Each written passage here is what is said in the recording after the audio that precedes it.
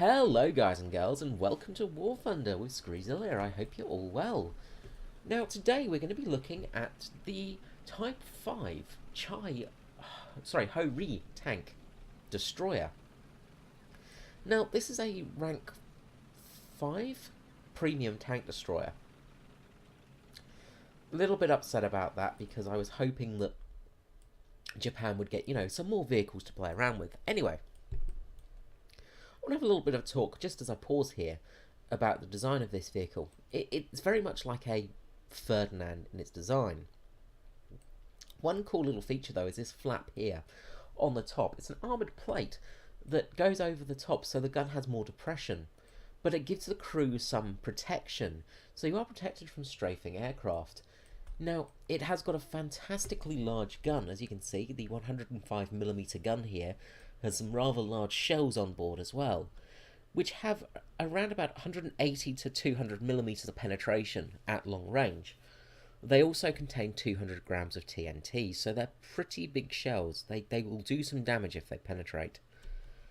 Now, this tank is only a 6.0 rank, which is good, but I do wonder why they added in the Tier 5 premiums when they're such a low BR. It doesn't make too much sense. As you can see there, you can sort of see the crew in there pretty well and all the bits and bobs in there. Now, in this video I'm going to be talking about some of the history of this vehicle, and there's not much history to talk about, but there is some interesting parts of it. So, the Ho-Ri was based off the Chai-Ri, the Type 5 tank with the 75mm autoloader in-game that we have. It also has a 37mm gun on the front of the chassis. We'll get back to that in a moment. Now, the design is very similar to the Ferdinand or the Elephant, the heavy tank destroyer from the Germans. There is reports that 5 of these were completed by the war end, but with American bombing it was kind of hard and a lot of them were just destroyed or scrapped, so they didn't fall into enemy hands. Now, the Ho-Ri was as I say, a Japanese tank destroyer based very much off the German tank destroyer ethos. It had the same hull as the Chai-Ri, and originally it was going to have a 37mm gun at the front, much like the Chai-Ri design. So if you know how the Chai-Ri goes, if we just look here at the X-ray, it would have this slope here, then there would be a flatter section here for the 75mm. We don't have that in game yet. Get a nice big hit there from a T-54, I think it was, going straight into the front of the tank. This thing has got very good armour, which is very handy. It does help an awful lot. It's got what's the armour?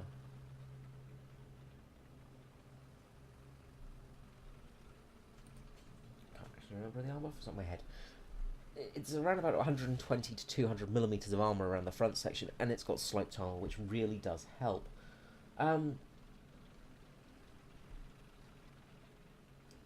It's relatively quick moving as well, which is very handy.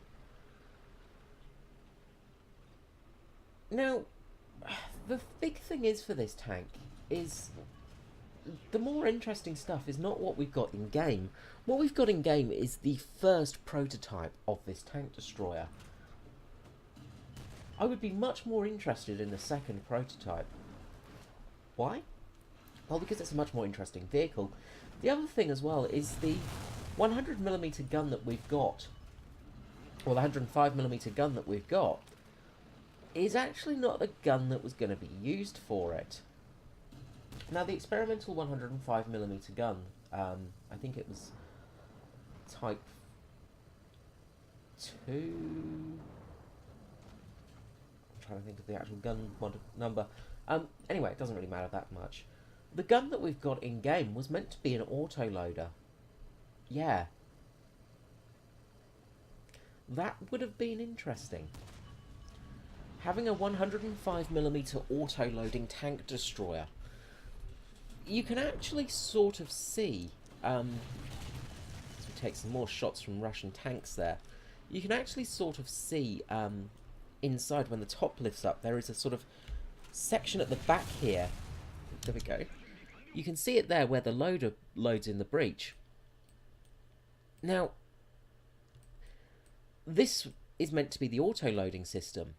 So it basically has 3 shells in there.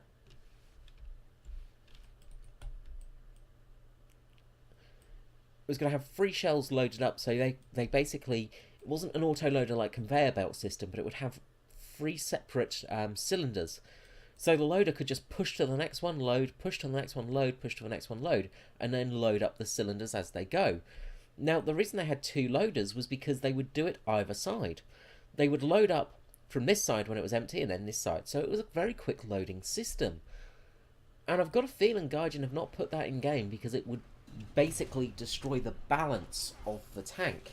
They would call it unbalanced, which it's never stopped them in the past for some vehicles, but other ones they just go, no, that's too unbalanced. The other interesting thing was the true Hori was going to be a very different vehicle. It was going to look a bit like the Russian Object 206, I think it is, or one of the tank destroyers. But basically, it was going to have a section for the crew, like a big sort of bubble on the top, with the loaders standing in there to do the auto-loading system, as I was saying. But it was going to have a 37mm on the front, much like the Chai-Ri, along with a 20mm AA gun on top of the engine bay. So at the back of the tank, I'll just switch it out here to the view again. So this section here would have remained the same. They would have had it slightly forwards, so this would have been the crew section, and then at the back would have been a 20mm anti-aircraft gun set on a swivel. It would have been on the engine deck as well, so it would have been quite low and obstructed by this section, but from the back of the tank it would have given great anti-aircraft fire. Also, you'd have a 20mm at the back of this thing, so anyone that flanked you would be in danger. The 37mm on the front would have been used for close engagements and for taking down tanks, small light tanks or infantry, would have most likely had a high explosive shell in it. And this is the vehicle we don't get in the game. We get this one instead. I'm guessing we get this one because historically it was made, whereas the other one, they're not sure if it was made or not made. Now, I say historically this was made. Again, that's one of those, well, maybe it was made ones. Because nobody actually knows. All in all, I'm a bit disappointed that we didn't get that crazy version. Especially for the premium, because there's no evidence of these tanks being made. There is the prototype of this exact version. That's a small wooden mock-up, a scale model version of this. But there weren't any fully made vehicles. You can sort of see the problem. And yeah, it's a really big shame. Now, there was actually another variant planned, the Kaito. The Kaito Sha 105mm anti-tank gun was going to be a completely open-top vehicle, similar to I think it was the Nato. Yeah, the Nato, I believe it was. So it was going to be basically a Nato with a 105mm gun. And again, we don't get that either, which is a shame. I would very much like a Nato with a 105mm gun on it. So, what's this tank like in-game? That's all the history I've got, I'm afraid. There's not much more than that. There are some blueprint designs, things like that, floating around the internet. But there really isn't much on this vehicle. As I said, the most interesting part of this tank is the one that didn't get made. So, yeah, it's a bit of a shame, really, that we didn't get the insane version. Sorry, I was saying 20mm. It was 25mm twin anti-aircraft gun on the rear deck. So even better, a twin 25mm anti-aircraft gun. Um, yeah, that thing would have been really, really silly but fun in game. Um, so what's this like? Well, it's going to cost you about 35 US dollars, first of all. Relatively expensive. It's got really good frontal armour. Once I've capped this zone and I show you what happens when you get hit, I'll head back to the hangar and show you. It's got fantastic armour and the gun is beautiful. I'm just testing out here a little hidey spot for this vehicle to protect you from aircraft. A little bunker here with some concrete protection, extra concrete armour for the tank. It's an interesting vehicle. It's for collectors, they'll find it interesting. If you're playing down the Japanese tech tree, this tank is pretty damn good. As you've seen, I'm able to kill T-54s here without too much hassle. You generally won't face them too much because of your BR. You may face a couple now and again, but you have got a good weapon at your hand. Now, we did take a hit there, and I'm not sure exactly where it penetrated. I think it penetrated the front section here.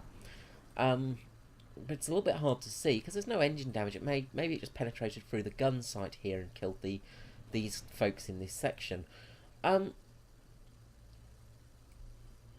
This tank, though, is pretty damn good at sniping. The gun is really, really good. As I said, the 105mm is one of the best guns in game. It's much like the 75mm.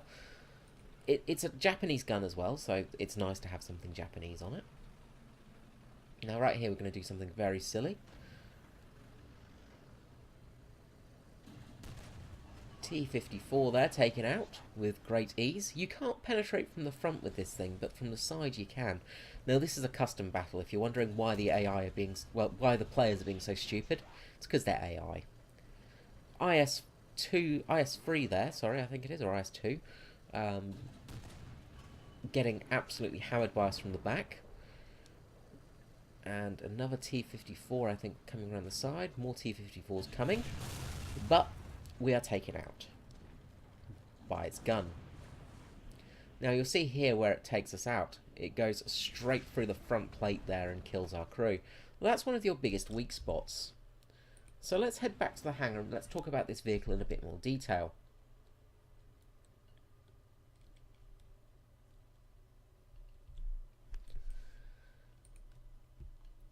So the Horyu prototype is 6.0. It's a good tank to have with your Type number 6 heavy. It's good to take out with the STAs as well. So your bottom rank 5 vehicles, they're good to take out. I do feel if you were going to ask me, is it worth buying, I would say no. Straight up for you. It's not worth buying. It's got too many limitations to be good.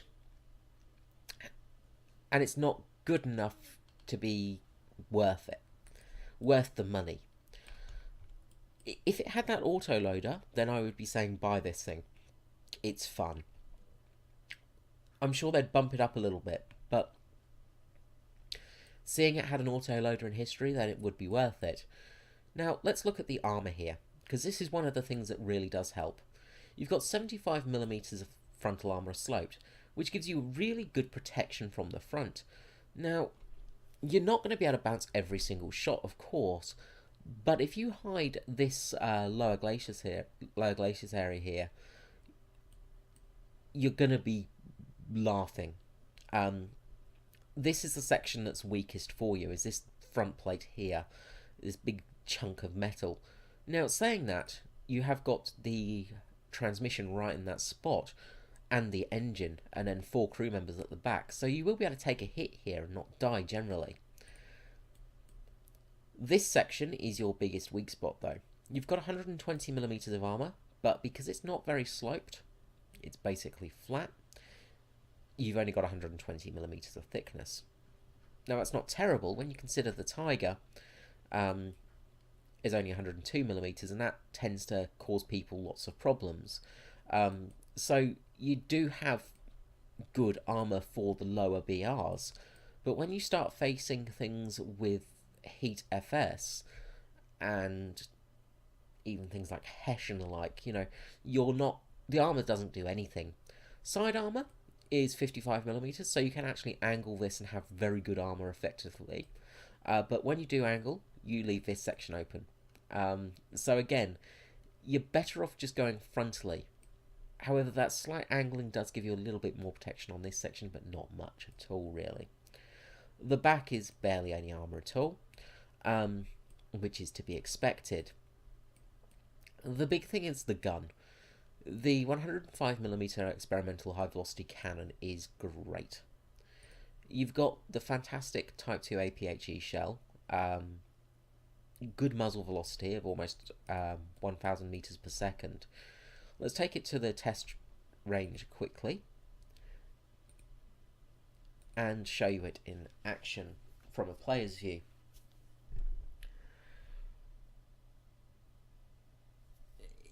As I say, it is equivalent to a 30 or something like that, but it just that's weird. They've taken out the Stuart. Okay. So let's fire at an M26 down range. Of course, we hit the track. Fun experience today when I was trying to get a video. Reason I went to a custom battle rather than doing this in a proper battle is because I couldn't get a damn good replay today. I hit a ASU 50, an ASU 57.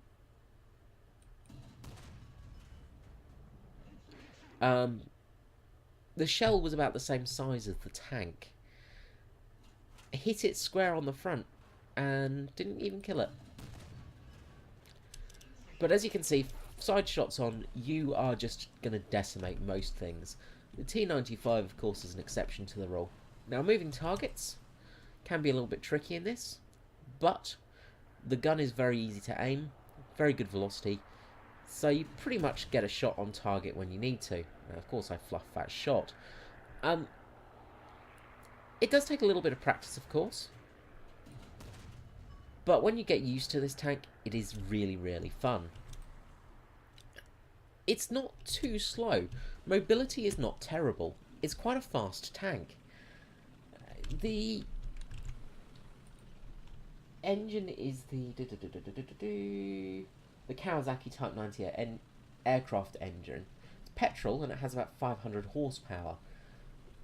So it's not super powerful, but this tank isn't super heavy. It's got a good gearbox as well. So it's not terrible at moving. It's got a very poor neutral steer though. If we look at neutral steering, it's pretty woeful. And if you try and steer on the move, you're going to have a very tough time. People will be able to outflank you very easily in this tank. That's probably the biggest flaw. That and also my inability to aim.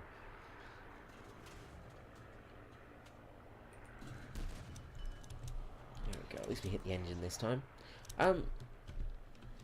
The shells, as I say, are very good. The high explosive shells are also got a bit of punch to them. You've got 30mm of penetration with these. Now, that's not a huge amount, I know, but it does mean that you have got a chance of doing some damage to some very light vehicles, which is quite handy.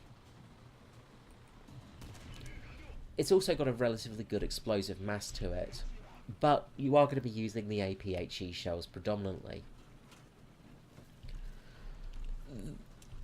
As I say, in all honesty, this is not worth buying. I couldn't honestly say buy this tank, because it's just... the price of it, its ability, it's not worth it. I would honestly wait for the Russian tank to come onto line. because you're going to find the Russian premium is going to be much better. And yeah, that's it really.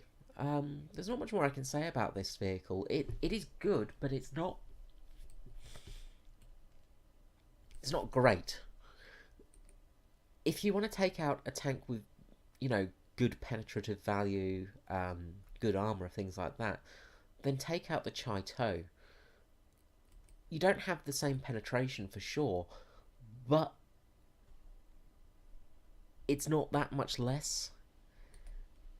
And in all honesty, you're going to have a better time in it. The Chai-Ri even, um, you know, again, penetration is not great, but the autoloader makes a difference in it. I really don't know why they haven't added the auto-loading system onto this tank, because it was meant to have it with this 100mm. Yes, I know there's the thing of, oh, balance, blah, blah, blah, but they're using a prototype paper tank, and they're not adding all the items to it, so yeah, I really don't know on that one. Anyway, like I said, it is an okay vehicle. You will get some kills with it. You will have some fun with it. It is pretty good at bouncing shots. You know, when you're facing against the Americans, 6.0, you know, you're going to be facing against things like the Jumbo, with the 76mm M1, and unless it hits the flat point of your vehicle with, you know, a standard M62 shell, it's not going to be able to penetrate you from the front.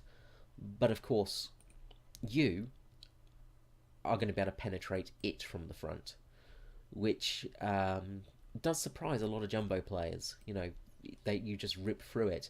The Russians, yeah, the Russians can be quite painful, mainly because you'll be facing things like the T-44 a lot, and the T-44 is a really stupid tank because of this front plate. Now you'd think, well, with your shot, saying it has quite a high penetration value, you should be able to penetrate the front. You can't, it always bounces. You can't penetrate the turret either majority of the time. You can only penetrate these things from the side. They're very frustrating. And also, the other annoying thing is the gun on this thing. It's not going to cause you too much trouble from the angled section, but it will penetrate the flat part of the tank every time. When it's got the APCR as well, it sometimes penetrates the front of your tank. So that is very frustrating. If you're facing any of the Russian tank destroyers, yeah, forget it. You're just going to get absolutely wrecked by them. Like I say, I want to like this vehicle, I really do, and I kind of do like it. It's an enjoyable tank to play because it's a bit of an oddity, but it just isn't good enough, and it's a bit of a letdown. We're going to get into a slight ranty territory here before I go. With all the what am I doing? The British didn't go on, of course. With the new vehicles coming in, though, of course, we don't have the Russian premium yet in the game. But these rank 5 premiums, they're around about the 7.0 mark for the M47. The Americans have got the 6.7 T114 with the autoloader. These are, you know, these are relatively interesting vehicles. You know, the T114 is a very interesting tank destroyer. The Germans getting the M47. It's a very good vehicle. You know, you're getting something that you can go into pretty much top tier games in straight away and be somewhat competitive. Not overly competitive, but somewhat competitive.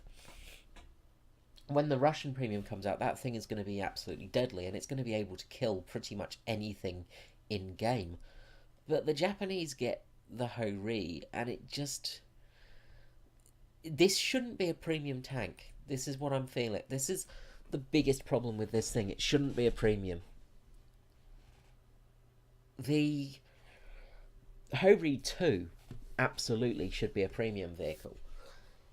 You've got 105mm autoloader with a, 37mm gun in the front, and you've got a twin 23mm anti-aircraft gun on it. It's basically like a mini boat. It's silly, and you could have that at 7.0 and people would be like, yeah, okay, that makes sense. You might need to tweak the penetrative value of the gun a little bit, but having that thing at 7.0, you'd be like, yeah, that's stupid, but it's cool. This, on the other hand, this should be a standard tank, especially in a research tree that's so barren like the Japanese one. Your top tank destroyer is the Nato, and as I say, the Nato was going to get this 105mm gun on board, but didn't in the end. But you've got a tank tech tree that very desperately needs more tanks, not more premiums. You've got 1, 2, 3, 4, 5, 6 premiums. Sorry, I had to count again there. 6 premium tanks. The tank destroyer line has 4 tanks in it. There's the same amount of premiums as there is anti-aircraft guns. Well, there's more premiums than anti-aircraft guns, sorry. You see the problem here. There's simply not enough vehicles in the Japanese tech tree to begin with to start putting premiums in. The Tiger, absolutely, that's fine as a premium.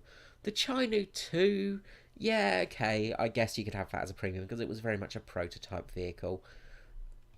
The Chi-Ha short, yeah, okay, but again, that was a vehicle that was used. It wasn't just a prototype.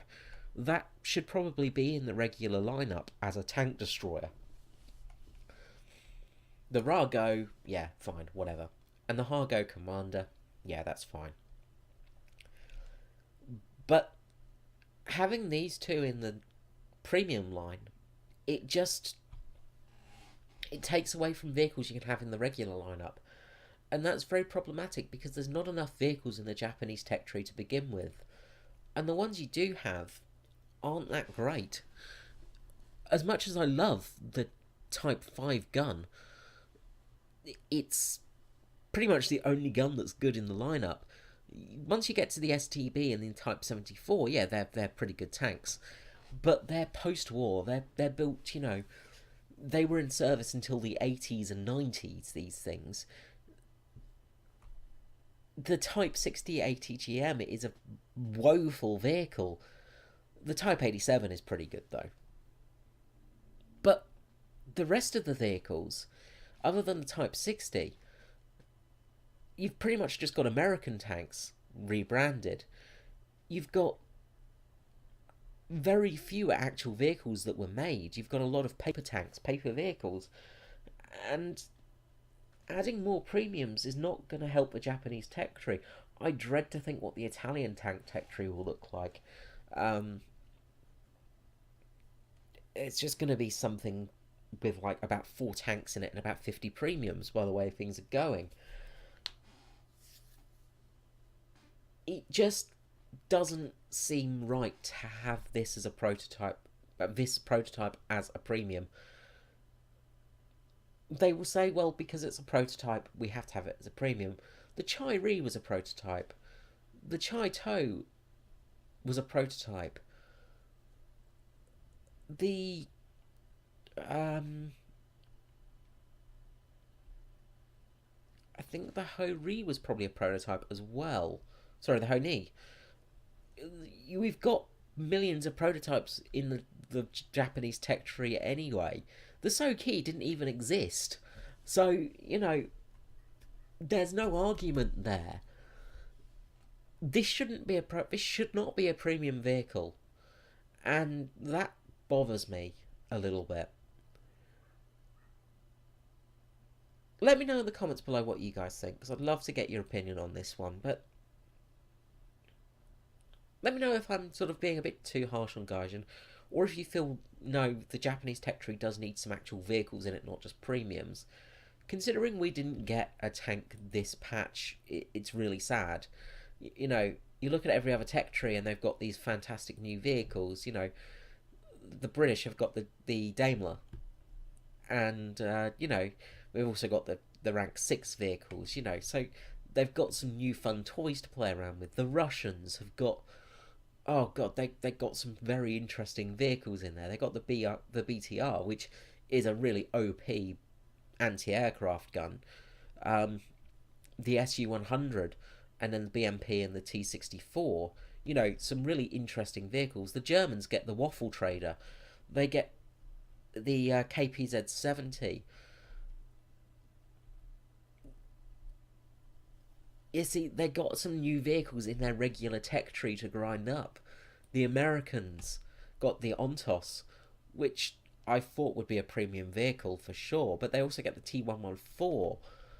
They've got the the reactive armor tank. They've got the MBT-70. They've got things to play with.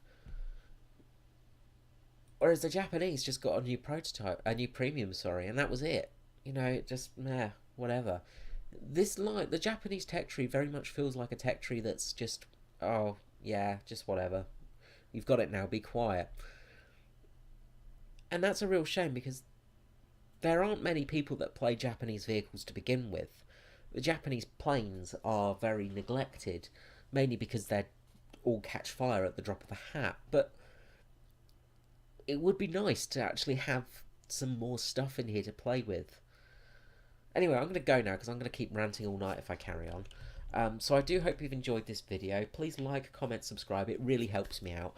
And I really do appreciate everybody that watches these videos. Thank you so much, and I will catch you next time. This is Screezilla out. Bye-bye.